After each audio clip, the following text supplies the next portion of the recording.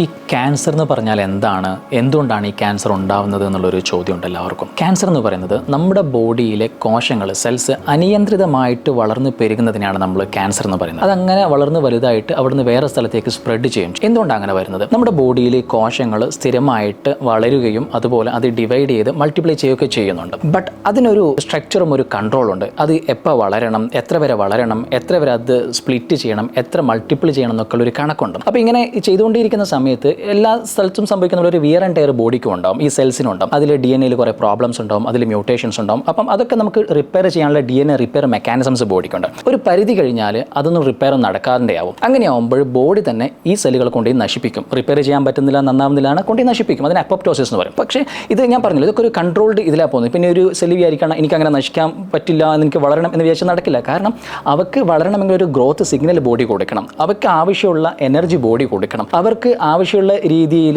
എല്ലാ ബ്ലഡ് വെസൽസും ഒക്കെ body provide ചെയ്യണം. അപ്പം ബോഡി എന്ത് ചെയ്യും? ഇതൊക്കെ കട്ട് ചെയ്യും, എന്നിട്ട് ഇതിനെ നശിപ്പിക്കാൻ കൊണ്ടുപോകും.